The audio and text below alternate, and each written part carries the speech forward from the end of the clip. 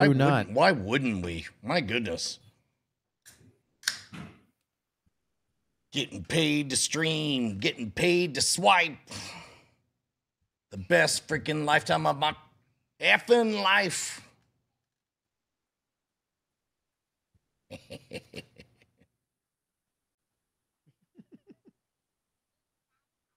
What is it? What is it? My nephew. Oh, okay. I thought it was another obscurest vinyl.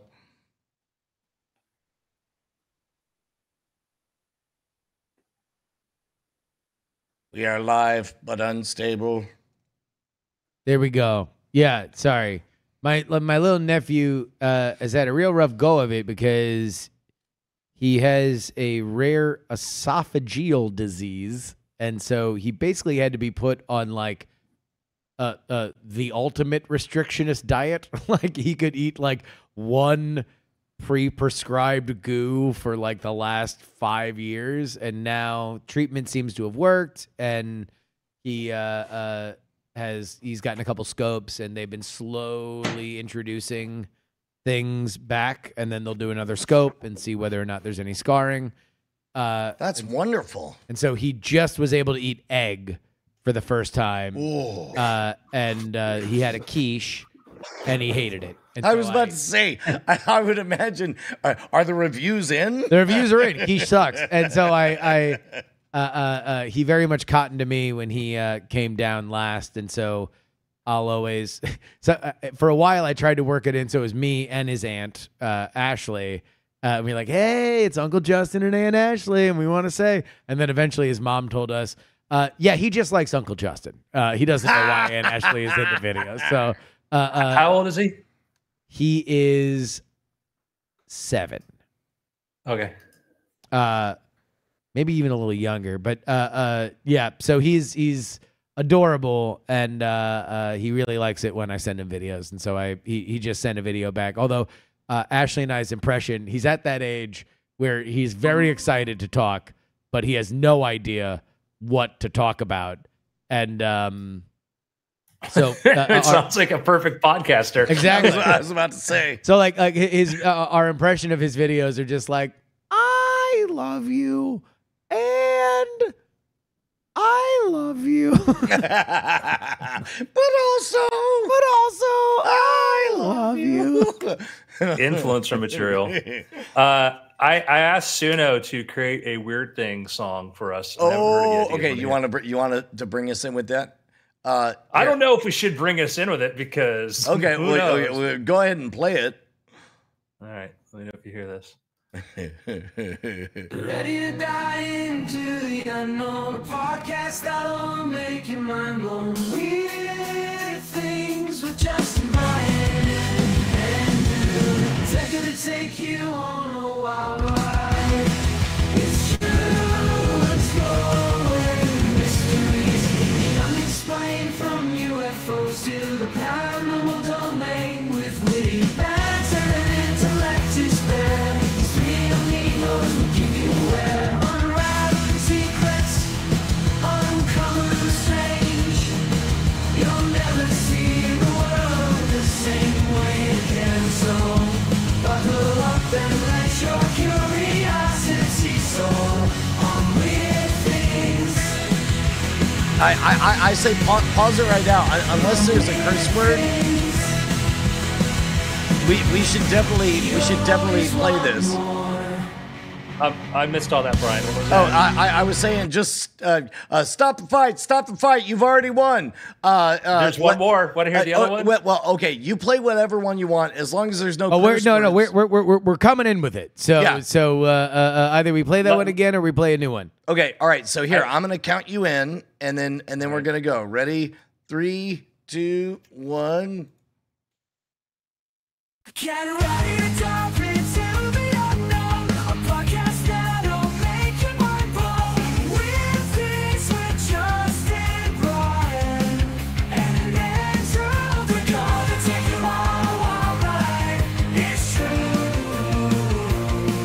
Exploring mysteries, the unexplained, from UFOs to the paranormal domain. With witty banter and intellect to spare, these three revealing secrets, uncovering the strange. You'll never see the world in the same way again. So buckle up and let your curiosity soar. One with things, you'll always want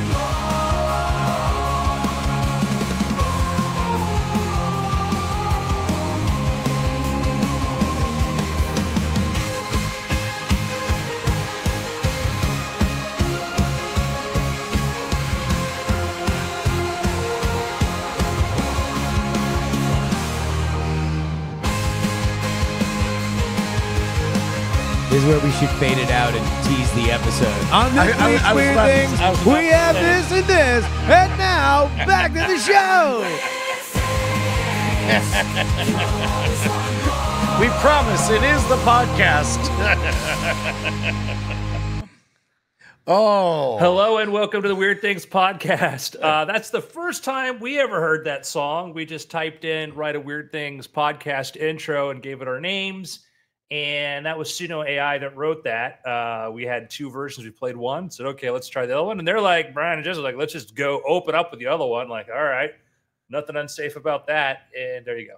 I like the part where it didn't curse or besmirch anybody and was generally positive and understood the point of our podcast. Yep. Yes.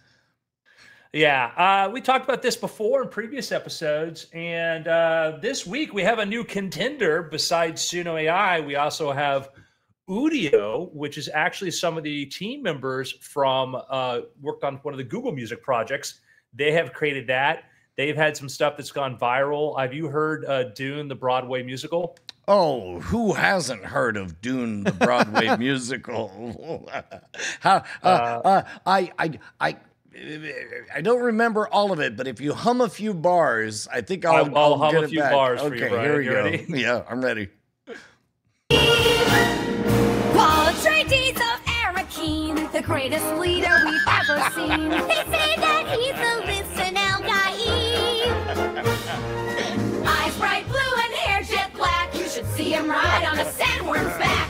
Lead us to victory, Yusuf Muad'Dib. Oh, we love you, Paul Atreides. Wow, their vocals are a lot cleaner.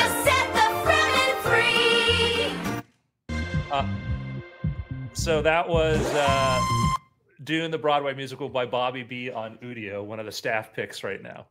No, that's amazing. I will say we've had a lot of fun with Suno on Great Night, and it is truly exceptional. But the vocals on that are really, really clean comparatively. Suno does kind of have, for lack of a better word, a mushy sound to it. Like it's overly choral and hard. You have Which to I think works Yeah. works in some genres. Like Right. if there's a lot of fuzz in a guitar, if there's a lot of soaring vocals in a pop song, then it kind of fits. But that was amazing. Oh my God. So yeah, the thing that I'm getting error messages right now on Udio, which I think it's probably because of the demand. But you have to figure out what you want to optimize for. Now, the nice thing about Suno is it will do longer clips. It'll automatically do 2 minutes, so you can keep extending it. Udio will do that, but the first clip it puts out is like 30 seconds, and so you can see where they're trying to make a decision between, okay, do we do higher quality shorter clips, or do we do medium quality longer clips and whatnot? But I would prefer the 30-second version, to be What- totally honest with you, be- just so you know you where can it's cycle going. It's like through it. it's more Yeah. like a pitch, right? Yeah. Yeah. It's just such a crazy time right now. And every week is just, and sometimes every day we're getting new AI developments, and it is not going too slow. And it can be, I get intimidated and I follow this stuff pretty heavily, but I get these consultation calls where I got to go in and do briefings for companies and stuff on, the tech going on there. And, periodically I get caught by surprise. Like, oh, what do you think about this? I'm like, what is that? And I got to. I assume he's saying that he's got to go There we go. figure it There out we go. what it is. I think Yeah. he's back. Maybe. Every day the internet, it's like it'll come in threes. We're at Brian, it's in the way that you use it. Yes, it's in the way that we use. Yeah, it comes and it goes. Yeah. Yeah. I mean, the music stuff has been fascinating, and it's it really kind of makes you think about the future of content. The idea of, you know, like I was playing that Eclipse track that you sent in our group chat before we started, right? And Brian was like, "Oh, is that a new one or an old one?" And I'm like, Brian, in an era of AI content, the old one is obsolete. They are all new ones forever, possibly from here on out. Yeah, the thing that I think we haven't wrapped our heads around is, you know, I remember a friend making a cassette tape of like Dr. Demento's show and to listen to the latest Weird Al Yankovic song. And man, I sound a billion years old. But no. I'm here for it. I remember Brian, those. I'm days. not. You're ancient. Move on. Brian, you're a billion minus one. So, but that was that novelty and how special that was to all, a crackling recording of Roly Poly Fish Heads and whatever. Amazing. And now we're at a moment where, you guys introduced me last week. Brian did to Obscurest Vinyl, where doing just hilarious songs and also taking like these old retro images as the album art. Yeah. And creating something new that you kind of go, that's hilarious.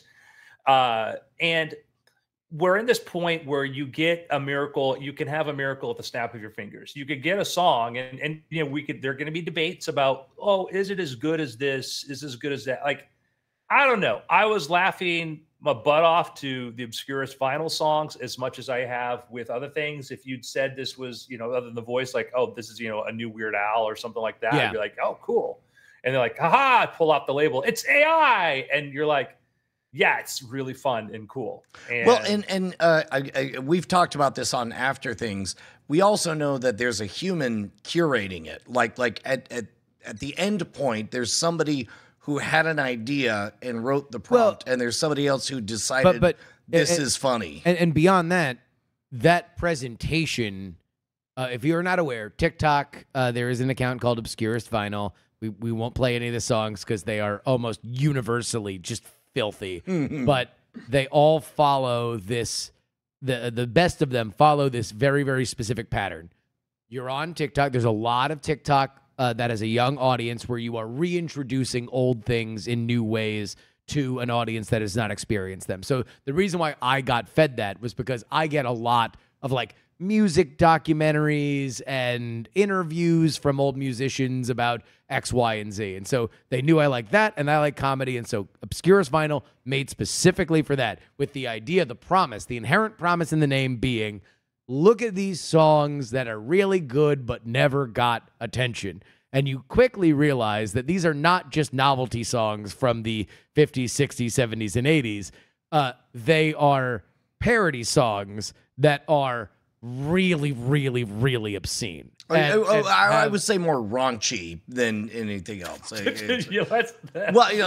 Obscene conveys to me that like they're arousing in some way, and none of them are arousing, but they are raunchy and bawdy as hell. Sure, yeah. Salt to taste on exactly what you take those words to mean, but they use a lot of curse words, and they are very scatological. They have these themes that start in the way that a good joke does. It lures you in to be like, oh, this is an interesting novelty song from the 50s. And then it's just like, oh, they would use that word back then, huh? Like maybe that's why it didn't get popular. And then they just keep using it and saying bizarre, weird things. But that's great. But you're right. I think it's inbound to talk about the baptism song where the refrain is just dunk the blanking kid. Yeah. Yeah, this baptism effing sucks. Is one of them. But like there's a presentation there. It shows you the album art. They are well done, so it looks like it could have been from that era. And then the song slowly dawns on you. But it's a great look at something where instead of that being, if it were legitimate, like an archivist thing, or you're photoshopping it, now that just comes faster, and the creative spark that it took to make that is the exact same as if you were to go and record it and create these album arts. You probably wouldn't do that because it would be prohibitively expensive for what is essentially a dumb joke that takes about a minute and a half to play out. But now we can have that dumb joke, and guess what? It's a great minute and a half. Well, and there have been precedents, like I think of was it Arlo Guthrie's Alice's Restaurant or whatever, where it's like if you were in the record shop back when those were a thing, and you saw it, you're like, oh, this looks like an album, but it's essentially a one-note joke mixed with a monologue. Yeah. But you didn't know that when you bought it, and it does have a good hook at the end. And so basically, we're just faster on that. I love that multimodality joke telling, where it's like there's the visual element that primes you, there's the hook that makes you think it's a song, and then you find out it's something very, very different. Yeah. What is the world look like? What does the world look like when, like the thing I was looking at was to see, does like Suno AI have like a an API, a way that I could plug it in? Because I thought like, oh, it would be really fun at the there's an unofficial one, but it's really fun. The end of a Weird Things podcast is to just have a song made about the summary of all the things we listen to. Oh my gosh. Or what if your news feed was only songs? Like you wake up and the first thing is a song tells you in a poppy way what's going on in the world. Who's invading You who will and you will so on. always wake up to a new version of We Didn't Start the Fire with today's news. We didn't read the headlines. I'd be okay with that. I did a version of We Didn't Start the Fire because I put out a tweet that actually got liked by Suno, which was, these things as study aids could be amazing. Yeah. Because you put in the things you have to remember, write a song about it. And I think I can't wait to see what kind of research comes out, because I can't imagine like it just not improving retention. And so I did like We Didn't Start the Fire with like Roman history, which actually, if you want me to try to pull that up, I'll try to find it. 'Cause I was just while you're pulling that up, I'll confess, music as mnemonics is not a, it's a pretty old idea. it's the old idea. It is the idea. It's the for original me. idea. Yep. But The second oldest profession.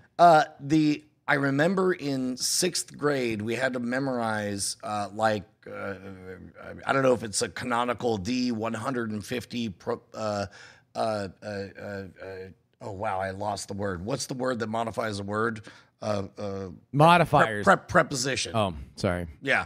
And they were all arranged alphabetically.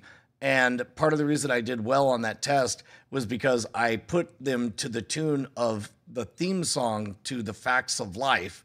And so as a result, now nearing 50, I can still remember about, above, across, after, against, along, among, around, at, at. And then after that, it kept on going. So kind of there's nothing new under the sun, but it's powerful stuff. Were you able to find it, Andrew? Yeah. All right, let me hear it. This is one, actually. I did a couple. I did one. The one I did was for, this was actually like historical events. Like I just asked like ChatGPT, like write kind of like We Didn't Start the Fire, and it's nothing like the sound of it, but it is like the tone poems. Let's hold on. Hold on, sorry. Aristotle, Poly's Earth, Archimedes, Euclid, Alexandria's birth. Brahma, Gupta, all quarries meet back down south of wisdom.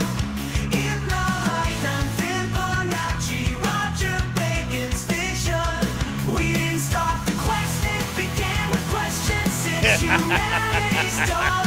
We didn't start the quest, but we'll keep pursuing for knowledge. We'll press on. Copernicus, Galileo, Kepler's laws of motion. Anyhow, you get the idea. Oh my God, it's I- great. So did you feed it that list, or did you have that list generated? I used ChatGPT, or I think Claude used one of those to do it. And then I did one too for Caesar. I wanted to do Roman history, but I did rap. I'd love to hear it. Let me tell you about a man named Caesar, Latin cool, a Roman leader. He was ambitious, he was bold, conquered Gaul and made empire unfold. A military genius, he won many wars with legions, strong and elephants galore. Crossed the Rubicon with a daring plan, made himself dictator, in control of the land.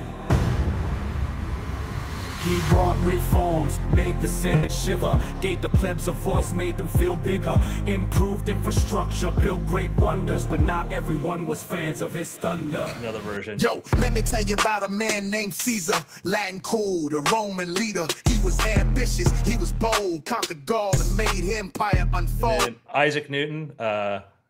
Let's see this one. S. Kramer says Lin-Manuel Miranda better watch his back. It already raps better than him.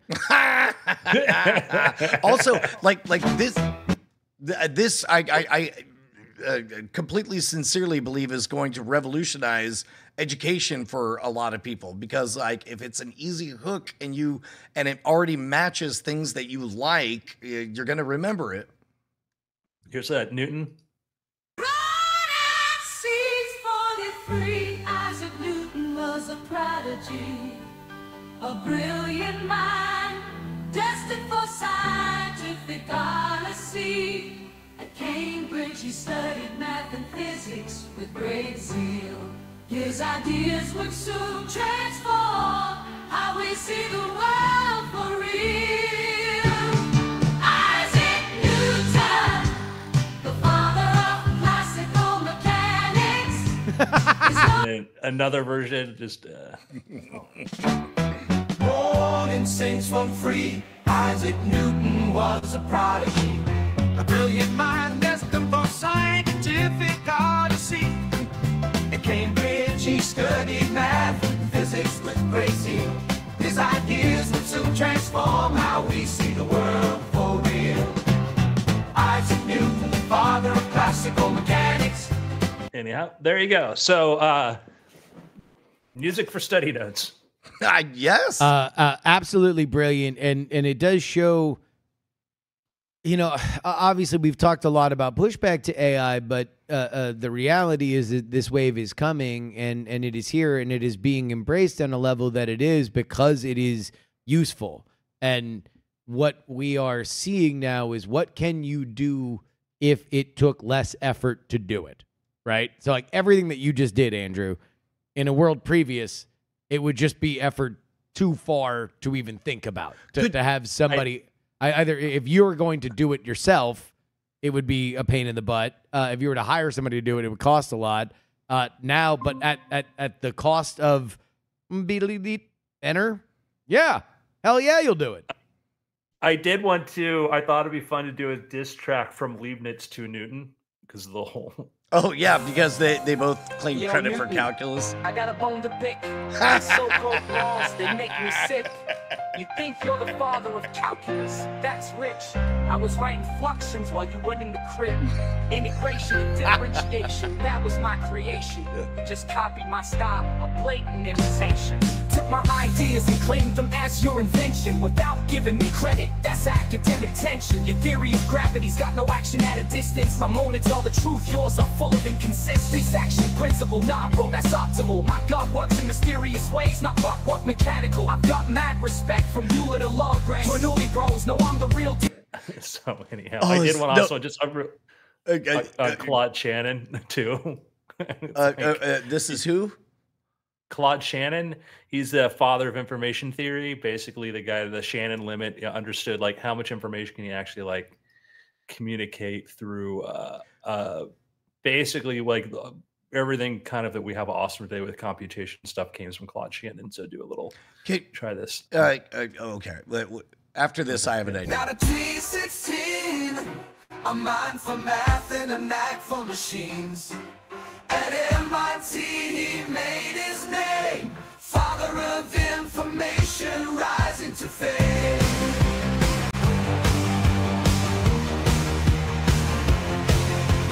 Claude Shannon, pioneer of the digital age. Anyhow, that's where Claude gets its name from. Anthropic's model, by the way, is Claude Shannon. Okay, so we have to do the Patreon bit, but while we're doing it, Andrew, I have a bit of a challenge for you. could you possibly see if by the time we're done with the Patreon bit, you could have something that explains to the uninitiated what Broca's area of the human brain does? Okay. Do you feel like you could do that? Okay. Well, Justin and I remind people Yeah. that patreon.com/weird things is where you keep our show alive. If you are digging our stuff and want us to show up every gosh darn week, then that's how it begins. Folks, it would die. I'm not going to lie to you. It would slowly lose consciousness. It would begin seeing visions. It would remember everything that ever happened in its life, and then it would go away. But you, the patron folks, you keep giving us money, and all of a sudden, it has a reason to live. It's out here serving you every single Friday because we love you, and nobody else does. And they won't. They'll lie to you and say that they do, but that's something a fib. that we don't talk a lot about. Normally, we would mention the fact that you get the After Things podcast where we talk about what it's like to be an independent creator of all stripes, but kind of beneath them still waters lurks a demon. Your family and friends don't love you, only us. Yes. And we've heard them talking crap about you, but we didn't want to say anything because we know that it's obviously complicated. But yet we're here to tell you the truth. We love you.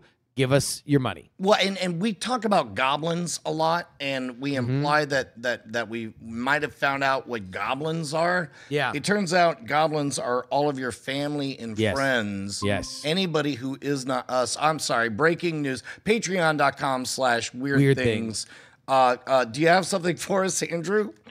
Well, see, all I did here was I put in the query, write a song about Broca's area, what the brain does.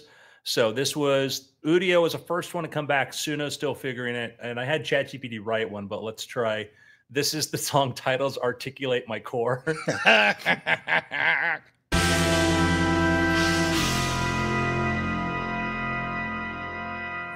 take flight in my mind where the speech flows, yeah. Articulate my thoughts, reveal my core, yeah. Speak my truth, unveil with confusion far from here, yeah. Language.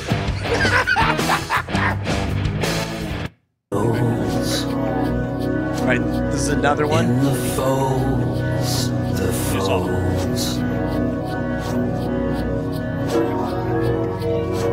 Language born in the left hemisphere. Thoughts transformed to the words you hear. Broca's gift. Now speech appears.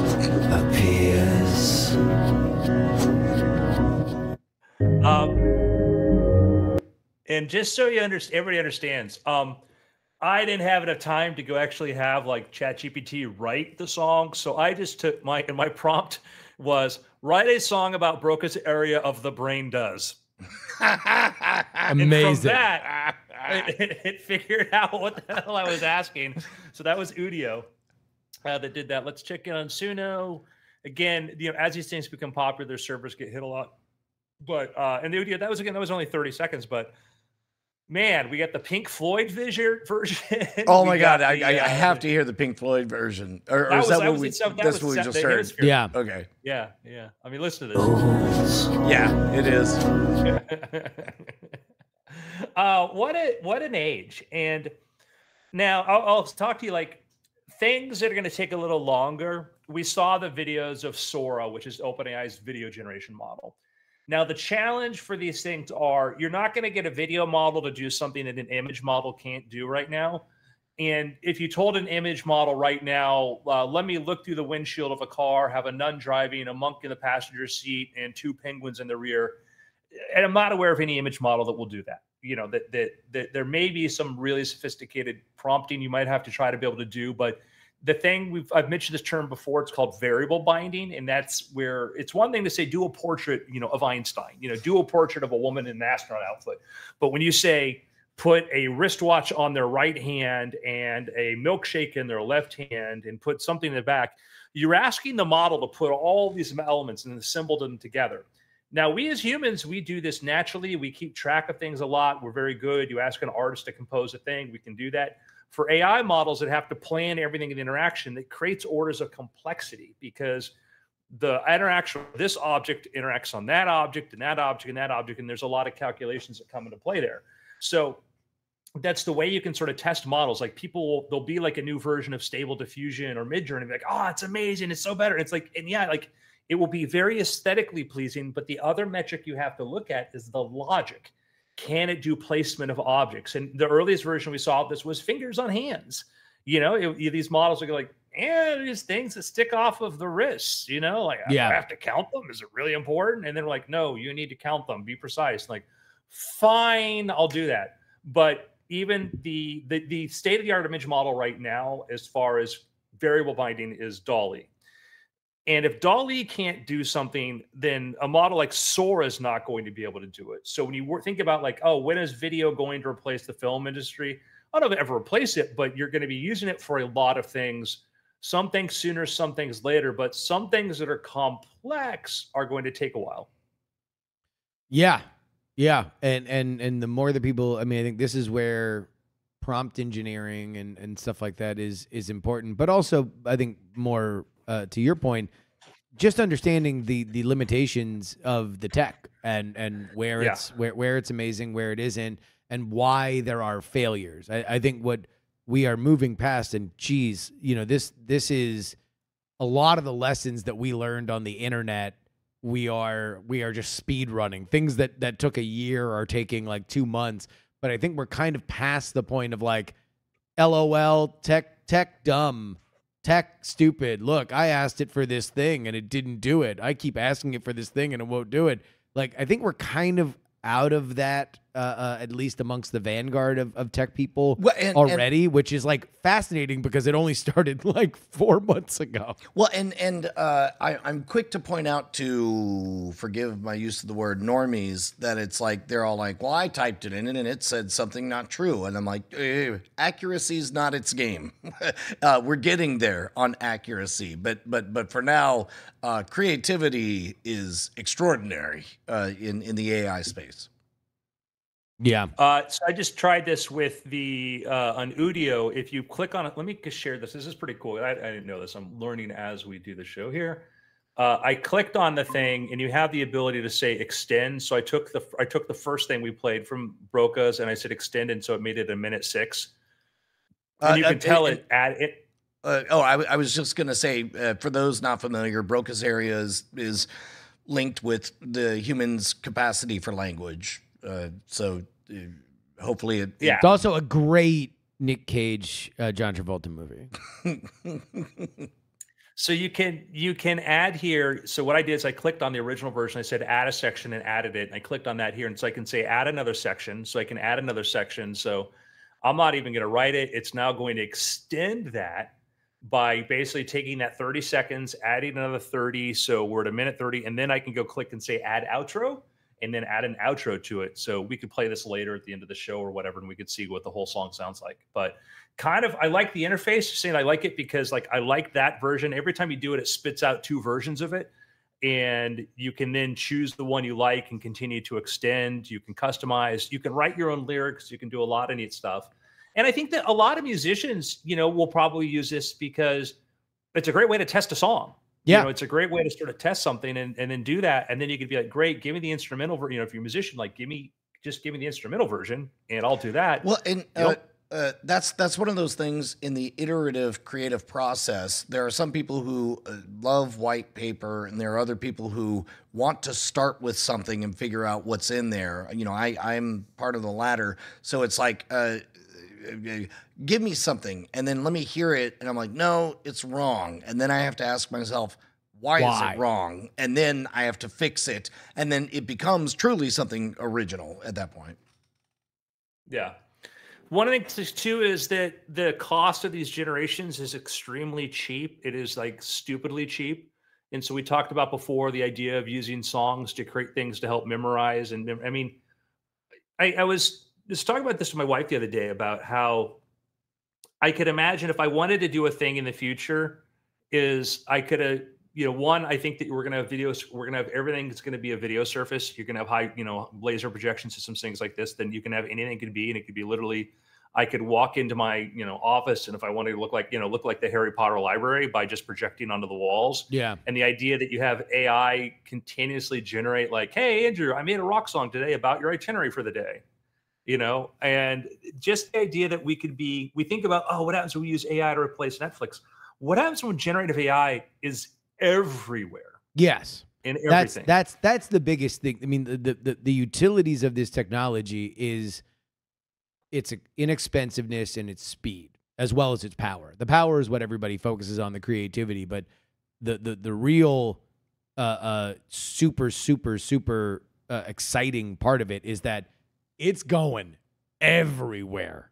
It's going to be like fentanyl. It'll be in everything. Sorry, I was just checking the track. Oh. But yeah, I mean, I think every day a Randy Newman-esque song explains to you what your day is going to be. That's certainly in play. I mean, that's the thing is like we are just scratching the surface on what we would do if we could, because our brains have been hardwired to understand the costs and that are about to be non-existent. This is also maybe a positive trade-off. Like we've previously expressed that we're uncomfortable with the fact that social medias trade on our information or whatever. But if an AI had seen the last 14 years of my Twitter tweets or whatever, it would have a pretty good idea, and it knew my demographics and age and all that stuff. It would have a pretty good idea of how to motivate me. Like let's say, like, I'm asleep and I hear, yo, bro, get up. Come on, you got this. And it's like, it's me, Jack Black. I'm going to tell you about your day. and it's like, first off, you got to do the Weird Things podcast, but don't worry about that for now. You've been making promises about delivering these deliverables for the goodie bags for the VIP for the Eclipse event. So let's get on that one first. I can give you 50 minutes on that one, and then you're going to move into the whatever. Also, Justin usually calls you around this time. He might want to have lunch over at Pluckers. Get ready for that one. And I'm like, that would become boring every day. So then as a result, you would change it. It would change it the next day. It's like, hey, Brian, it's Beck. We don't talk very often, but I know, but I wrote this song for you. Yeah,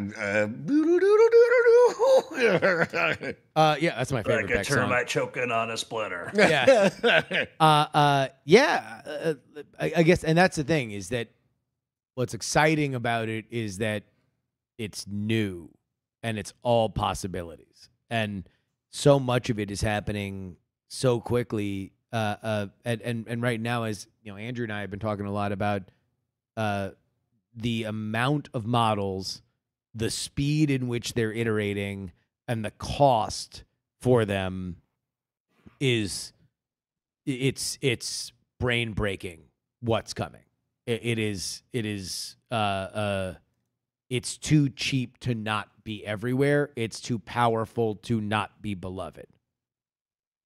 And it also is moving, exponentially faster, which human brains are not really good at grasping. And in a world where I regularly encounter people who have only heard about AI stuff, but have never touched it or used it or have even seen the acceleration, it's going to be very strange and to some, I assume, scary. Yeah, but that's the story of all technology, right? Yeah. Like human brains are not prepared for me to be able to go find somebody in Rwanda and say sup, but I can right now if I want to. I can see live videos and pictures from around the world. The human brain, quote unquote, is not they're supposed to handle that.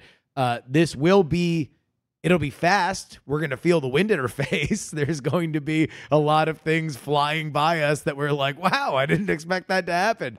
But, Well, but it's good. We're just going to love it. if it is succeeding, it's going to be because we're using it.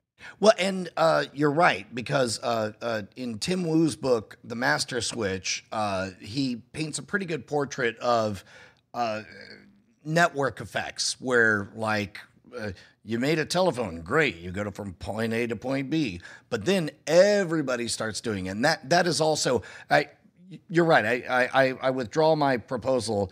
It's not like we've never encountered exponentially brain-breaking exponential Yes, success. exactly. Right? Yeah. Because we already did that with the phone and with television and. An ska. example I've been using for people, because like I've had this conversation about the fear of AGI. I'm like, and I think I may have made this previously here, but I'll reiterate, is that we humans were one of the things that made us succeed over other primates is that our ability for cooperation and cooperation with strangers and the way for us to exchange information.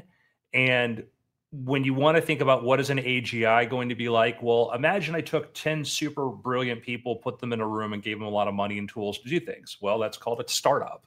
Yeah. You know, and you know, is our fear of AGI any different than our fear of, you know, Google or, you know, or some other highly organized company of smart people? And you could say that the rate at which it'd be smart is going to increase, but we've dealt with that. We have a pattern for dealing with that. It's called teams, you know, it's called organizations, it's called armies. Like, this is what these things work. It's a number of discrete agents working towards perfect multiplying their capabilities. And, you know, assuming that'll be the most efficient thing. So the humanity has been dealing with this, but under different words. Yeah. I mean, and obviously there's always terror about technology, but so far it hasn't killed us. Yeah, I'm 100% success rate so far. Yeah, let's roll the dice. Yeah, I was in a meetup last week. I was over at a talk was over at OpenAI and speaking to somebody who's worked with one of these organizations who's worked on, you know, AI safety and stuff. And we talk about it where he, like me, we're like I can give you the very happy scenario and I can give you the scary scenario. And I can go back and forth in 10 minutes, you know, in 5 minutes, you know, just like which one is which. So I'm not comfortable with people who are just, it's all this, all that. Like, I can give you the economic argument why this is going to be nothing but, you know, net, you know, benefit. But when you get into, like, you know, what happens with all this raw power, whatever, like, yeah, the world is going to change. It's going to change in crazy ways. Not immediately, not as fast as we may think it will, but it will. Yeah.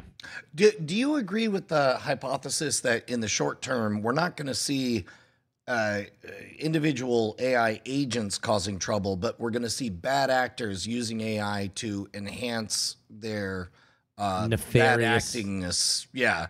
I was talking to David McRaney from the You Are Not So Smart podcast, and he wrote a book, How Minds Change. And he talked about the weird experience where, as he interviewed academic after academic after academic, he desperately wanted to believe that the science he was uncovering couldn't be used for bad, and every single one was like, no, it could be used for bad, you know.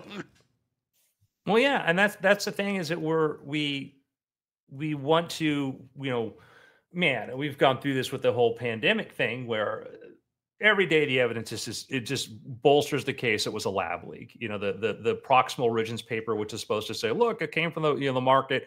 So many problems there. The timing's wrong. Turns out one of the authors of that had actually worked with the Wuhan Institute for virology, which wasn't disclosed. And so, like, literally a person who had a vested interest in making sure that the finger didn't point there co-wrote a paper to debunk that. And that wasn't exposed and considered, you know, horrific. It's, again, there are people, I know some people like, oh, we don't, I'm like, I invite anybody to do a deep dive into it. You're literally going to come to the conclusion that the most likely explanation was a lab leak, not an intentional, you know, plan by the Chinese to do something, just a dumb lab leak. You know, there was the whole diffuse proposal that went before. Like, it's just, it stretches credulity to think that this was anything other than that, given the background on it, et cetera. Point is, the problem is people have a problem with this because science be good. Science is good. And it's like, yeah, science itself is fine. The problem here was the bureaucracy. The problem was people making decisions on things that they knew where they were going. When they didn't go by the science, they went by their intuition. When they made choices that compromised what they knew to be accurate or scientifically true and whatever. And saying that's the thing that I have going forward is that, you can't assume the best intentions or that we're all going to act rationally, that we're all going to do the right thing, because that didn't happen. There are 20 million dead people that I think happened because people decided to fudge some grant proposals and some reports and stuff because they're like, what's the worst that could happen? Well, Yeah, we found that one out. Well, and even then, 20 million not to drag us back into this conversation, but it's like the problem wasn't even the gain of function research, in my opinion. It was the fact that we kept it secret and then covered it up. It's like, boy, life would have been a lot different. I'm not saying it would have been totally fixed, but it would have been a lot better if we knew exactly what it was, which we would have if we would have had transparency after the league, but we didn't. And that brings up other questions. Yeah. So yeah, and again, I know that it's a topic that makes people uncomfortable, but I'm also like, man, like it's kind of the most important thing that Sure. we need to sort of resolve. And nobody, the thing that frightens me is the lack of introspection on behalf of journalists and other people. And this like, it's done. It's like that's never a good Did you answer, read the so. NPR article from the Free Press this week? I read the headlines in the Oh, tweets. It's the same thing as reading it. Yeah, I read the whole thing, and he goes into specific details in a way that I didn't expect that Well, he would. and specifically about he lists the lab leak situation as a thing that. So for those of you who did not read it, in the Free Press there is a column by a man by the name of Yuri Berliner. He is like a 25-year employee of NPR. Who knows whether or not he'll make it to 30? But I was about to say it was a bold decision. it's gonna. Yeah, I don't suspect he'll be there much longer. But he talked about the lack of journalistic curiosity that has pervaded at that institution specifically. And one of the things that he pointed out was that it's like, hey, we gave a lot of time to Adam Schiff, and then a lot of the stuff that he was saying didn't come true. And instead of us saying maybe we should think about putting Adam Schiff on the air again, there was really no questioning. And that consistently happened not only on a daily basis with the certain kinds of stories that they wanted to run with, but also in things that they got wrong. What troubled him was that there was no internal reckoning of why did we get this wrong and how can we do better. It was a lack of curiosity on that part. And I can talk for a billion years about, how these things go in journalism. And it is a bit, it's so on the nose that it's like almost confirmation bias for me. But I don't think that there's much of an argument to say that this is a thing that's going on. Well, there was one section of the article that I thought was very cleverly put together, where he was talking about how there was an increasing emphasis on DEI. I'm not here to chime in on the DEI thing, but he says, if what we're trying to do is have more diversity, did you notice that not one person at this entire segment is a Republican? DC, the DC employees of NPR, he counted 87 Democrats in editorial positions, goose egg on registered Republicans. And when he brought that to the team, the response was, well, that's kind of weird. Weird. Anyway. And then he kicked it up the stream and never it didn't go anywhere. But it seems like he's a true believer that a combat arena of good ideas is a healthy thing. Should be. But yeah. Well, that was why Barry Weiss left New York Times and whatnot. Is there are people who hold classical progressive values, which is the idea that I believe the world should be this way, but I also believe in a discourse. I believe that we should have a dialogue. Yeah. And a lot of these news orgs, New York Times, have sort of mutated into this place where they're going to be as partisan as the Daily Wire, but without declaring that. Yes. And I would say even more hostile to outside opinions than Daily Wire. Daily Wire will, welcome different viewpoints. And, Fox News, I would say, for a lot of the faults of Fox News, Hillary Clinton had pointed out that she could go on there and talk. She could go on there and get her time in and go over there and do that. And that was one of the things that Fox News was it was obviously, partisan, but also there was a kind of, I would say, more of a separation between who were the editorialists versus who were the journalists there. Yeah, And- I heard a great interview with Brit Hume, who is Well, a I long, like Brit Hume a lot, by the way. I Yeah. think Brit Hume is just, I follow him on Twitter, and he's just a pretty I good love sharp him medium. because now as he is entering into his like dean phase of television Yeah. journalism, he just has like increasingly less F's to give and will just like kind of crack loose. But the interview that he had was he was talking about his time at ABC News, and he was like, look, I knew I was probably more conservative in my private life than everybody else that was on air, but we would have very spirited conversations about how to handle things. And at the end of the day, we had a big fiery conversation, and then we would all march forward with an idea of how we were going to present it. But it wasn't like anybody was quiet. And, you know, the idea of Fox News as crafted by Rupert Murdoch and Roger Ailes was, let's do news that is as straight down the middle as you can with a story selection that is more catered to people that feel like they are not being spoken to in mainstream media. And then at night, it's the opinion section, and you're going to have colorful personalities doing colorful things. But during the day, the news gathering is what it is, except the stories are going to be things that we just believe are undercovered. We are going to ask questions that we believe other people are not asking, and there's an audience for. And even now, it's like you look at. I tend to find a lot of television news pretty worthless, but there's no argument that I think specifically when it comes to like live remote stuff, Fox News right now is the best in the game, and everybody else has pretty much surrendered it to be totally in studio, just panel after panel, discussion after discussion, interview after interview. But there's not a lot of people that have made their bones being on the front lines in Gaza, on the border, stuff like that, that are there every single day, that are gone to multiple times a day. And you as a viewer can say, oh, okay, I think I know this person's perspective, how they see the world. And now at the very least, I can do my own calculus on what it is. But I don't think that they're actively trying to gaslight me. And that's rare in this day and age. Yeah. And some people in the audience are just kind of, all they're going to hear is Fox News, Fox News, Fox News. Yeah, I mean, that's fine. But yeah, it was interesting. The free press thing is, it was just a very classically Barry Weiss story, because it's like her modern career has kind of been started with like the same headline: "We liberaled too hard," says liberal. And this is another version of that.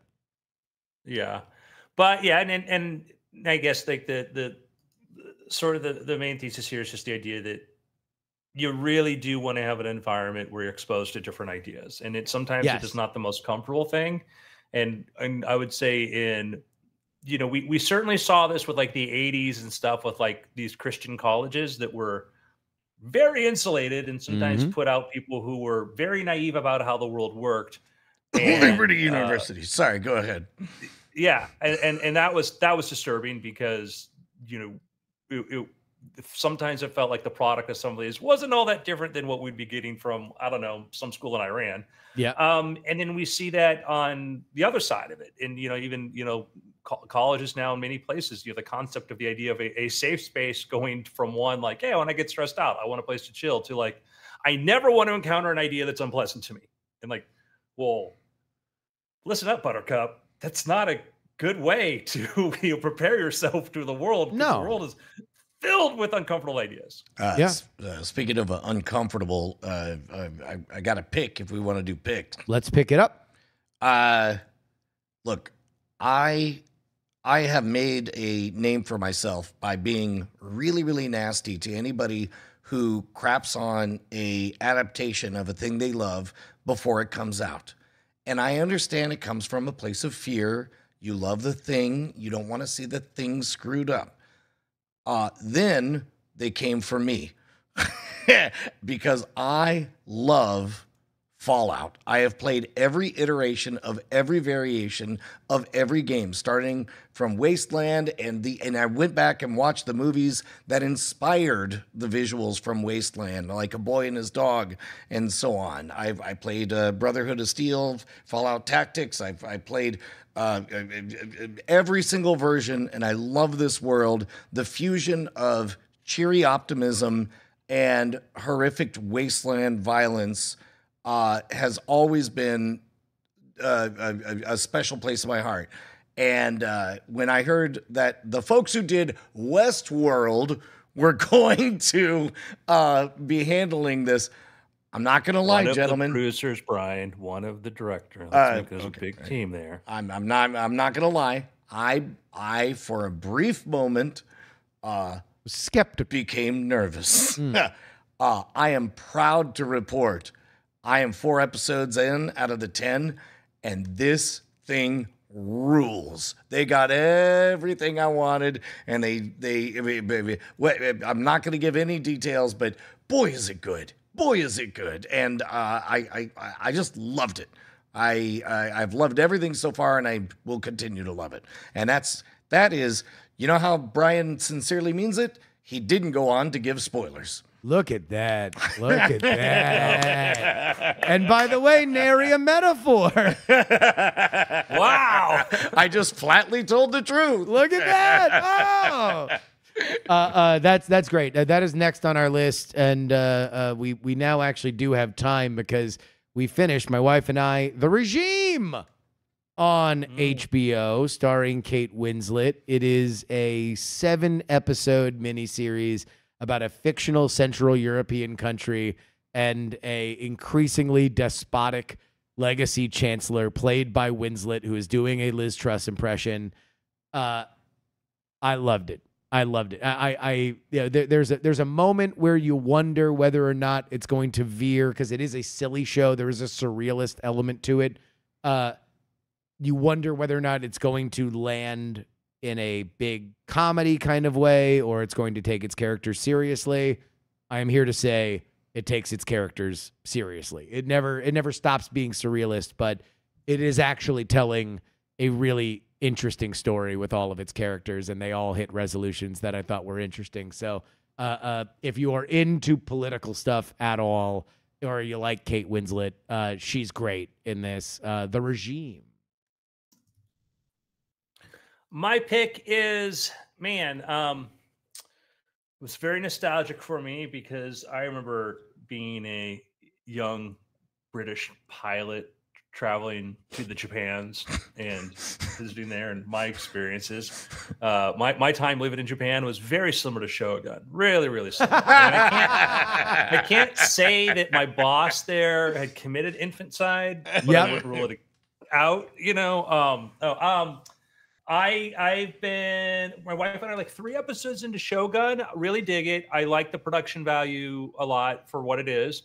I think it's beautifully composed. It literally looks nice. To me, one of the things I contrasted where like both it and 3 Body Problem are limited by like streaming television budgets, and 3 Body Problem, God knows how much money ended up in the actual production, but I was frustrated with 3 Body Problem by how cheap it looked from the guys that did Game of Thrones that, stretched the dollar incredibly far. And there are scenes in 3 Body Problem where the VFX are really bad. And people are like, I don't know what you're saying. Like, well, email me. I'll show you this. And you'll go, oh yeah, I forgot.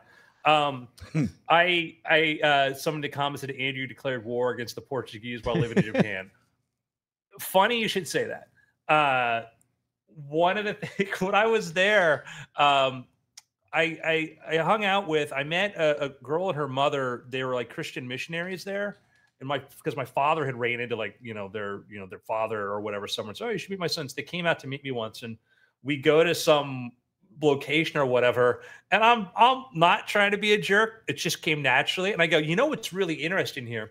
This is where they actually killed all the Christian martyrs. Oh my God. And the look on their face was like, why would you say that? And I'm like, it's a historical point about this. So anyhow, I really like it. I think the guy that plays Blackthorn is great. I think the casting's good. I will say that Man, if you thought it was hard to keep track of who's who in Game of Thrones, Woo! Woo! this is We watched the most recent episode last night, and there was a character who's like, my father would be pleased. And I'm like, oh, you're related to that other dude? oh, jeez. Yeah, it is one. If watch it early in the night, make sure that you got your eyes on it. If you need to go to the bathroom, pause, because it is heavily in Japanese language. It's all in subtitles. So do yourself a favor. It's easy to get lost, but when you follow it, it's great. It's really enriching. Yeah, I thought. By the way, you know who plays Vasco Rodriguez, No. the Portuguese sailor? That's Nestor Carbonell from Lost. Oh, wow. Yeah, I like you. Like, this guy is great. I'm like, who is it? Oh, it's him from Lost. You know, so I mean, he just does that with the beard. Is great. I think the characters are great. Cosmo Jarvis is a guy that plays Blackthorn. I think he's great. I think he's a guy that's going to have a big future ahead of him because I think the way he plays the role just does such a good, he's one of these people that kind of, he's been in stuff and then all of a sudden you see him in more stuff. But there's a character who comes in like the second episode or whatever and does a bit of info dump. Like, well, don't you know, this is so-and-so. I want this guy to pop up again. Like I need, Yes. I'm against info dumps normally, but I would love like, hey, you're free. Like, yeah. So here's the thing you need to know. And you're like, So that's my biggest crit is. It's just once an episode, a character's like, you fool. Don't you realize all the things that happened over the last 3 episodes? And my other crit is like, just have everybody speak English. Because we're fine having Blackthorn talk to other people in what is actually supposed to be Portuguese and not Yes. English. Yes. So what are you proving here? Like, what are you proving? So Yeah. I mean, aside from this, I don't know if this is racist. The Japanese language, best grunters in the game.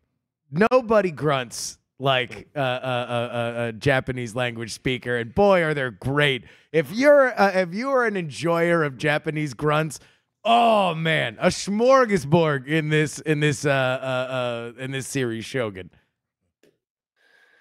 yeah, a bit of that.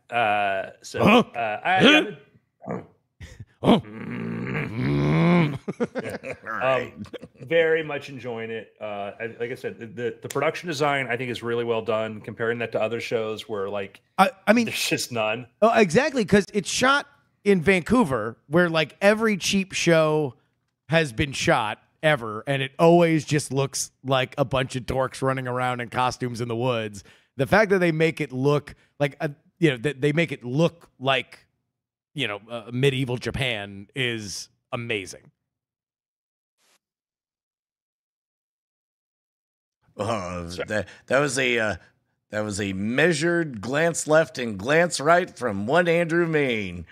No, that was Andrew just clicked on the Suno AI Broca's song. And Sorry. Let's hear it. Let's go out on this. All right. So Shogun, you can see a bunch of the other things. Like I literally, you can see some of the songs I've made here. It's great. All right, here. Say the end tag, and then we'll go out on the song. It's been weird. A place where words reside, Broca's area, where language comes alive. It's the center of my speech, where thoughts are formed and sent, connecting all the dots, making language heaven sent.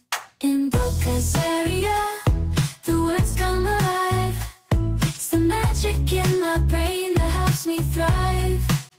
With every syllable, every phrase I say, Broca's area, guiding my words each day. When I'm catching feelings, it speaks the words I can't deny. Expressing all my love when I say I'm yours, oh baby. From sweet conversations to witty comebacks it brings. Broca's area, the mastermind behind the same. Is the center of my speech where thoughts are formed and sent, connecting all the dots, making language heaven sent. In Boca's area, the words come alive. It's the magic in my brain that helps me thrive. With every syllable, every phrase I say, Boca's area, guiding my words each day.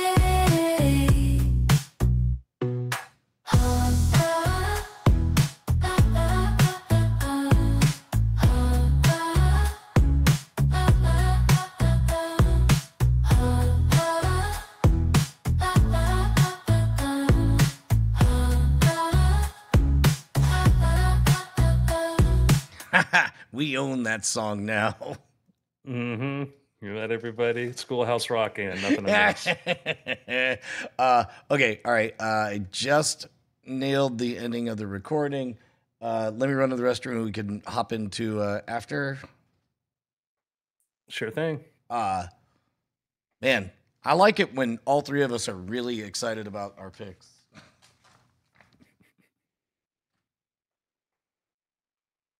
Oh, also, and Andrew, can you email me a link to that song? Yeah, I sent you the other one, but I'll send you a link to this one too. Okay, good.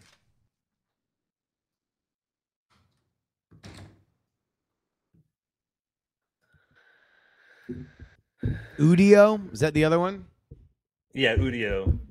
I got to get on that. I really like the output there. I like the higher quality. Yeah, the last one was Suno, but the other Yeah, ones were Udio. yeah.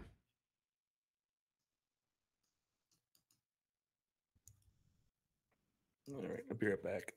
Cool. Hi, friends. It's your old pal Justin Robert Young here. Anybody would like to throw some questions in the chat, I'll be doing a brief Q&A. My co-hosts, Brian and Andrew, are both indisposed at the moment, but I'm here for you. Don't worry. There's a little sneeze.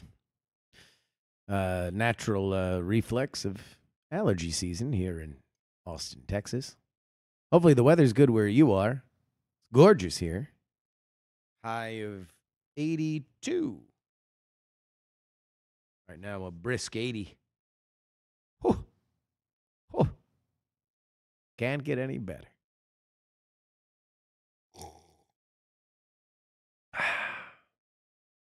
It's a little sip of Joe.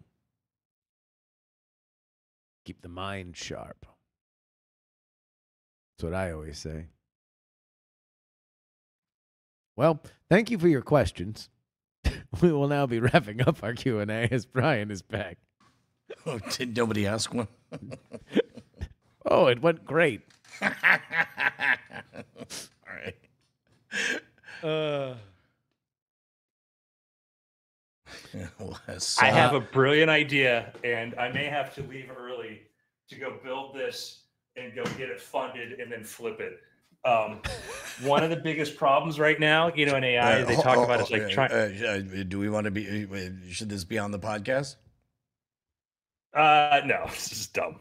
One of the biggest problems in AI right now is trying to get data, like trying to collect enough data for and so what I'm going to do is build a bot that roams around like Twitch streams and stuff when people ask for questions and just continuously ask people questions and then get into data and then just train LLMs on that.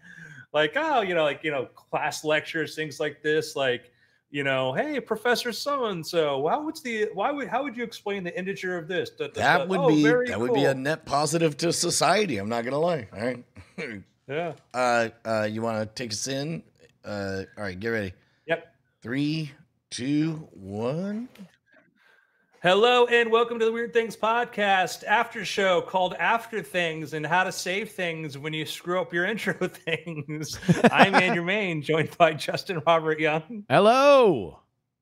Mr. Brian Brushwood. Ahoy.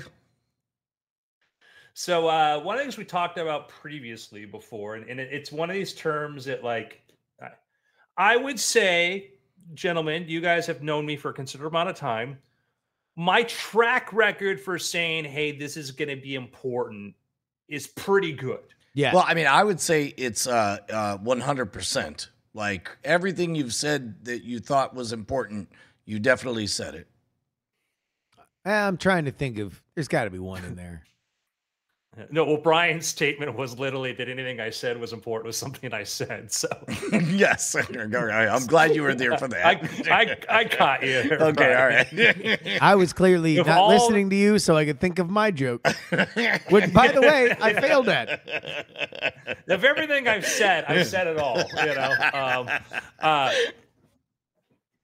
My point is like, so I'm like, this is a hey kids, a hot tip from Andrew. I've talked about this before. I'm talk about it again, and I keep saying that the thing that is going to make a big difference in AI is going to be the concept of agents. And what is an agent? An agent is basically when you give an AI a task or access to multiple AIs to do a task.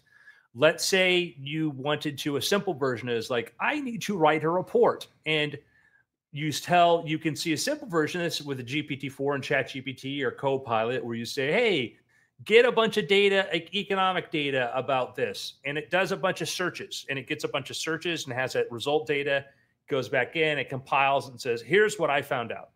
Well, agents can be like, hey, I want you to tell a bunch of other AIs to go out and do a task and then come back and give me the response. Or I wrote a thing and I want one AI to act as to be a grammar checker. I want another AI to act as a fact checker. I want another AI to act as this. Come up with your opinions, come back, combine them, then rewrite it, and keep doing it until you're all happy. So the idea is, if I'm following, like one might be like, I need a focus group, but it should be of this demographic, and to let me know whether or not we're hitting it. yeah, imagine an agent's literally like a person you give a task to do, and you could have them do several tasks. And the advantage of this is that you could do things where all the big models now support this. Now, GPT-4 is a first with like tool use. Now, Anthropic with their Claude models, they actually have a demo, which I'll pull this up just to show you, give an example of what they mean by that, because it's a short video. And let me see if I can find this. But the idea is that you get an AI to start doing a bunch of different AIs that are doing stuff instead of just waiting for the AI to complete. Is you get the AI to go out there and to basically run multiple concurrent sort of tasks at the same time and then come back with a response. So let me show you, let me see. That is something that on big tasks, I don't know if it's still doing it, but I love seeing when OpenAI would be like, all right, I got 10 people on the case. This one's going to handle that, and this one's going to do the other, and so on. Yeah, and so I'll show you. This is from Anthropic, which they put together a video to explain this. For some reason, OpenAI doesn't do as many explainer videos lately. I don't know why that is. So let me share this with you, and you can listen in on what this is. And so this is just 2 minutes long. Okay. Okay. One of the newest exciting features of the Claude 3 model family is tool use, also known as function calling. Tools that Claude can use are represented by a JSON schema that tells the model about the capabilities of the tool and the arguments it accepts.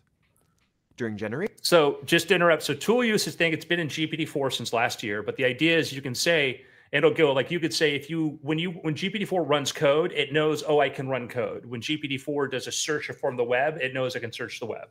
Now Claude has a functionality too because it's useful and it's very obvious. But let me continue. The model can make a call to any of its tools, which the client can then dispatch and return the results. For example, this Haiku model, which is our fastest and most affordable model, has access to a fetch web page tool and a sandboxed Python REPL tool, so it can retrieve information from the internet and run code. We're going to use it to retrieve an implementation of Quicksort, one of the most popular sorting algorithms, and check how fast it runs on a sample input. Now, because Haiku is pretty fast, So just to explain, what it wants to do is it wants to say, hey, it's going to tell it, go out there and find the best algorithm to do, like to sort things. And then I actually want you to run it in a code interpreter and then actually test it. Okay. And it's going to have Several of them do this. Actually slowed down this demo by 5x so that we can see the tokens being generated. You can see that Haiku is able to link together several different tools to accomplish a task. And so, Now, things get audio, even more audio folks, we're just seeing code stream down. Yeah. It basically said it did a search, it found an algorithm, and then it ran the code to test it. Okay. So now we're going to see what happens when they combine a bigger model with a smaller model. interesting when models can call other models as tools. For example, let's say I want to find the fastest implementation of Quicksort online. Here, I'm asking Opus, our most advanced model, to find 100 permissively licensed Quicksort implementations on GitHub. Then, 100 Haiku models. So what that means, it's going to try to find 100 different versions of this available on GitHub, different solutions that it can use. So it's going to search GitHub, which is a code repository. It says, go find 100 different ways to do this. Write tests to determine how Oh fast my each God. implementation is. And then we'll be able to determine which is the quickest Quicksort. While we let this run, here's how it works under the hood. We've given Opus a dispatch subagents tool to parallelize this work, where it can write a prompt template and provide a list of arguments. The Haiku subagents each get a template Real quick, filled in with their is respective that argument. is arguments being used as a programming term or Yeah, arguments means variable. It means like it can be, find anything that's open-ended. Like think of Matlab, the space that's open there. So, insert a name here. Or so argument literally means, the thing you input into a function. Got it. Okay. When you put text in a text box, clicks enter, your text is the argument. Then all of the answers get returned to Opus, which returns the fastest implementation. And here So- we see that the fastest result is available here. And it has some additional optimizations that some of the other implementations don't have. Tool use with subagents is a great way to combine the intelligence of Opus and the speed and affordability of Haiku. So anyhow, the point is, and you again works with GPT-4, works with leading models like that. And I'll show you kind of like their software to make this sort of easier to do. But the point is what it did was you asked the big AI, say, hey, go ask 100 smaller AIs to go find this code, versions of the code, and then run the code and get the scores. Then you come back with the best performing one and improve it if you need it. And that's what it did. And so instead of a person sitting down there and spending hours and hours and hours trying to create a thing, they basically just had a big AI go out there and send a bunch of little AIs to do the task. And you could do this for all kinds of things. You think about like, cleaning up mailing list data, finding websites, finding data, just a lot of different things. You're writing articles, etc. There's a number of things. Oh, how would I hypothetically let's take a task like cleaning up formatting data or something. Would I begin with a conversation with OpenAI saying like ChatGPT, basically saying, hey, we're going to have a discussion about this. I'm going to and then get to a point, and then you execute the real command, which is once it's established that you understand it, that it understands what you want. It's like, now go and find and test. Like it, in my experience, if you get too broad, it loses the thread. Is there something that Well, it depends upon the task you wanted to do. It really comes down to if it's a very specifically easily understandable task. For instance, if you were just working with, a CSV or a spreadsheet, you wouldn't really necessarily use agents for that. But if you're saying like what this case was really useful for was when you're doing a lot of web searches and you want to conduct a bunch of web searches and evaluate all of the different results back, is one of the ways you do that. But the idea is you break down the task. And I'll give you an example. This is Crew AI, which is basically a framework for creating these agent codes. And I think I'll go to, and I'm going to show you the documentation, but we'll talk through it. It's not as complicated. You can see this is the installation stuff, but you create, says you're going to create an agent and you're going to say, you tell the agent, driven by curiosity, you're the forefront, you're eager to explore, and you're basically given the instructions on what this researcher agent does.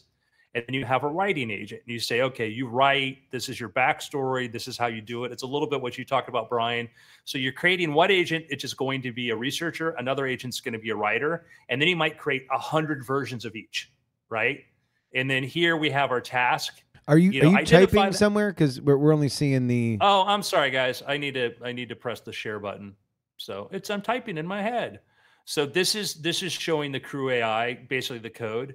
So I'm going to show you here. This is like where you would put in your OpenAI key, and this is called Serper. Serper is a service that will do Google searches for you. So you're going to have these agents go out and do these searches. Okay. You define each agent. You have a researcher agent, and you tell it you find groundbreaking topics. This thing here, that's an argument. You would say on what topic you wanted to find out about. And then the writer, you've got to write a compelling text story about a topic, right? So what you would do is you're going to have your researcher go get a bunch of data back, and you might have 100 of them go out there and find data back, and then you're going to have a writer write about it.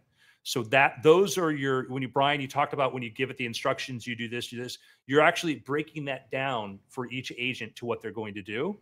And then you give a task like identify the next trend and whatever, focus on identifying pros and cons, the overall narrative. So you have your research task and your writer task. So you have your agent, you tell them who they are.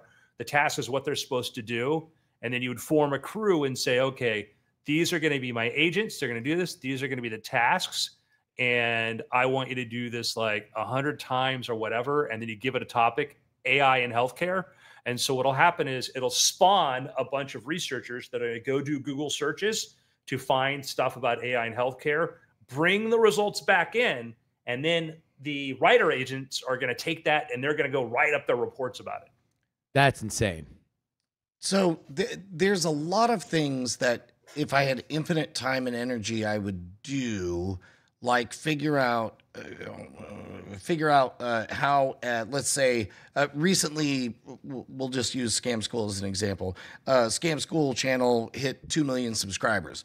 In a perfect world, I would have a map of when people joined, what their demographic is, and what videos they seem to be interested. And I assume all that data is out there, but I would have to hire a data scientist to do it. But it sounds like I could have a conversation, and then and by using an agent that uses other agents, maybe part of it is that it sends a direct message with a simple query to each individual user, like, hey, notice that you joined in so-and-so time, and then find out relevant information, and then not actually read the response, but instead have that automatically collected and added to a data set, and then have all of that manifest as a visual representation that kind of gives me a map of who's, how many of my crowd are. And I know that YouTube does a lot of this kind of algorithmically with their analytics, but do it in a way that I can cross-reference with how many people bought stuff ever, how many people ever signed up for a giveaway or something like that. Yeah, absolutely. So that's going to be a big frontier you're going to see happen, where it might be like, who do you use for your email? Who handles your email? I still use MailChimp because the open rates are good enough, and I don't want to mess with something that works. Yeah. So there might be a thing where you would give it access to MailChimp, and you could say, hey, I want to know this. And it would say, okay, Brian, I'll go write a query, and you could approve it or not approve it and say, I'm just going to ask, 10% of your email, ask 5% of your list this question. And then if I get a high response rate, I'll send it out to everybody else. If it's a low response rate, I'll phrase it differently and ask the other 5% and then go proceed. So you could use agents to do that. And that'll either be something that MailChimp's going to build in because they're going to have to, or somebody else is going to build an email system with that built in, because your ability then to do a really intelligent task and to query that, because you've got 100,000 people in there, 100,000 points of data. You don't have the time, like you said, to sit down and to query, to figure out like how I'm going to pull them, what I'm going to do. But agents could come up with a thing and go ask them these questions, et cetera. And you could get a lot of great data. You can plug it into your YouTube API, and you could look at for like, oh, show me the trends when people signed up. Now compare it to the transcripts. So when people decided what were the shows that led to the most, people subscribed, what were the topics in there? Agents will make it so much easier to go do this kind of stuff. The tricky part is just plug it into everything else. Like the agents I showed you there, all it does is it uses an API to get Google search and an API to connect to OpenAI. It's not able to go in and log in to other stuff. but other things could. And all of a sudden, I'm realizing that one of the most tedious parts, like, there's a rich data set after, 2,000 plus videos on that channel. And I would imagine that I could specifically explain to the agent that what I'm seeking is what caused the highest open rate as it was posted, and get be able to synthesize best titles and thumbnails, find out what they have in common, and all of that stuff. Yeah, and it's a thing too where it gets costly to try to do experiments, but sometimes you really want to do that. I remember Mr. Beast talking about like, we found out that videos where my mouth was closed get more opens, and so we're going to do more closed mouth, and then for some reason went back to open mouth because maybe there was some other factor there. But of course, everybody else, monkey see, monkey do, and that's the frustrating thing. Like, I took a screenshot a while ago of 2 different movie TV YouTube channels that happened to be right over each other. And it was almost exactly the same art. And it was and I don't think that they used the same person to write it. I don't think it was, intentional, but it was just showed you that how much they were trying to copy each other for that, style, and how often. Oh, I found it. I'm going to share this in a screenshot with you. These are Heavy Spoilers and Screen Crush, which I think are 2 very good channels. But that's the danger, is that sometimes, the overfitting, or everybody does the same thing. Right. Oh my God. Yeah. Oh my God. That's amazing. I would not be able to tell the difference between these 2. So yeah, they are taking the image that was released by the studio. They both make it 1/3 the frame with gigantic circles with pictures inside of them and arrows, as well as yellow and white text. Yeah, it's Heavy Spoilers, The Walking Dead, and Screen Crush. Now look at the release time and the views. Yeah, Wow. they're identical. Yeah.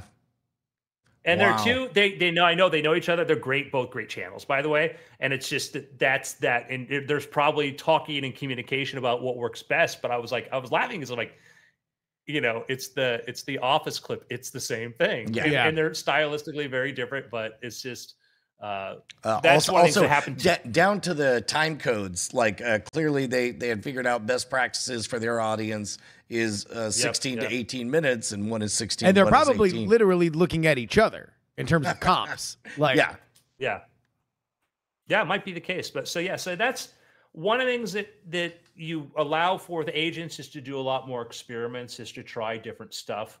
And, when you can throw something that costs you next to nothing. And that was one of the things they pointed out with Anthropic was their Haiku model is very, very, very cheap. I think it's probably comparable. We talked about the pricing today, probably like GPT Turbo, which is super cheap, probably in that neighborhood there. And so, these things are getting cheaper to do. And so having systems do that. So my bigger meta point was the idea of agents is it's not just going to ChatGPT and say, do a task for me.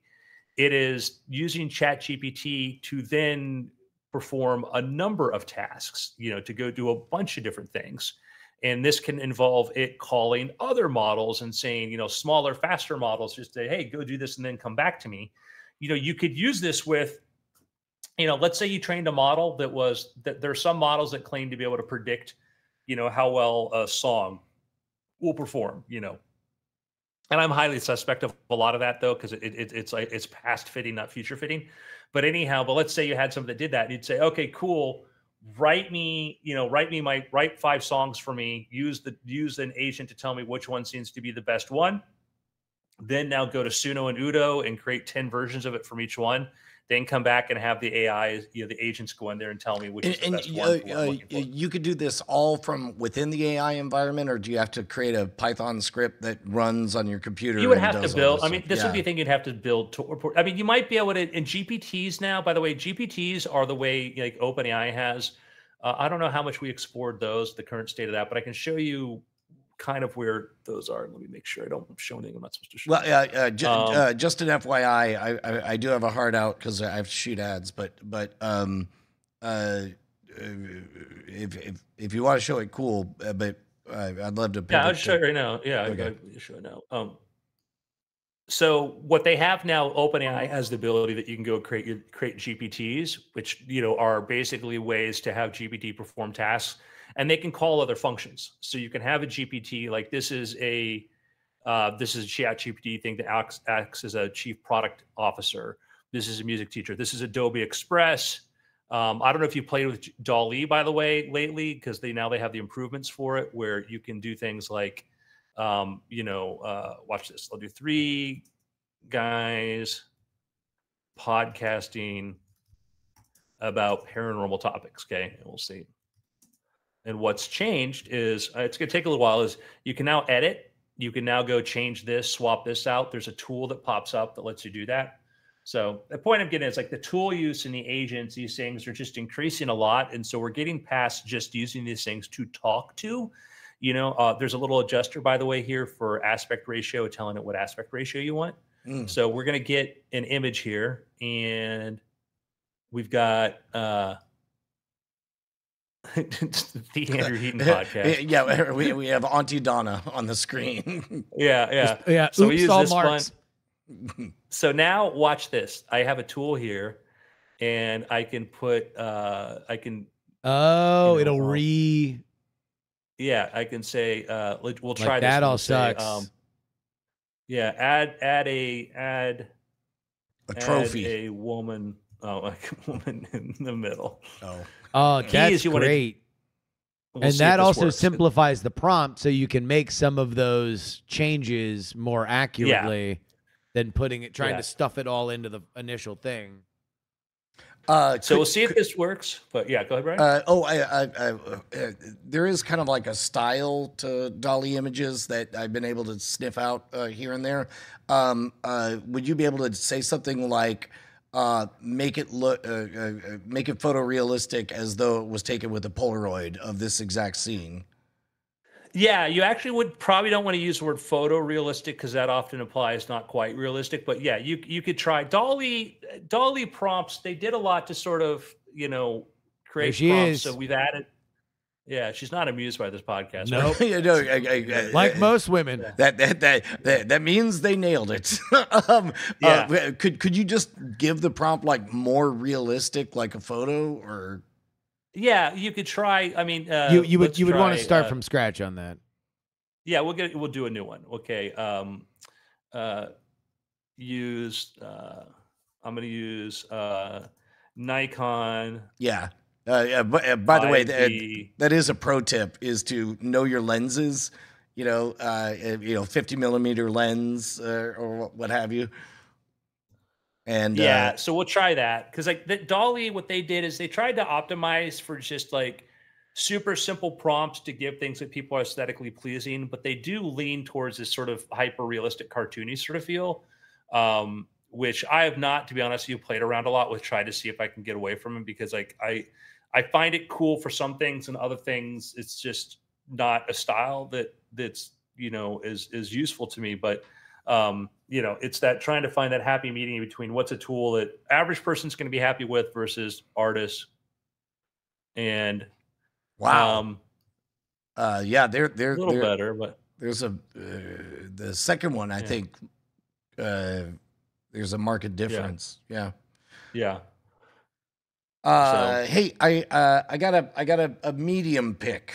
Like I wasn't super thrilled with it, but I did get to sit for 2 whole hours in nice, cold, dark environment after the Eclipse event, and that is Dev Patel's Monkey Man, produced by Jordan Peele. I think there's a really good 90-minute movie in this 2-hour plus film.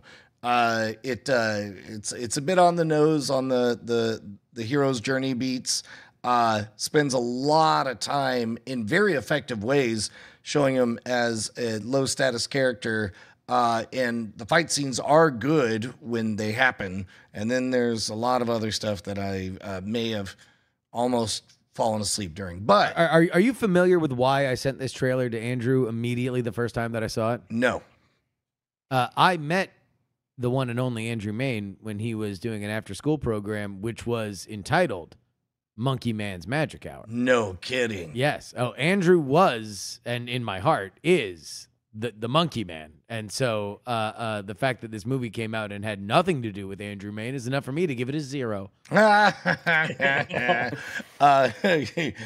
it's interesting because the reviews are 88% positive on Rotten Tomatoes, but almost every single review has the word "but" in it. Yeah, I for one am shocked that this movie is being positively reviewed. yeah. Shocked.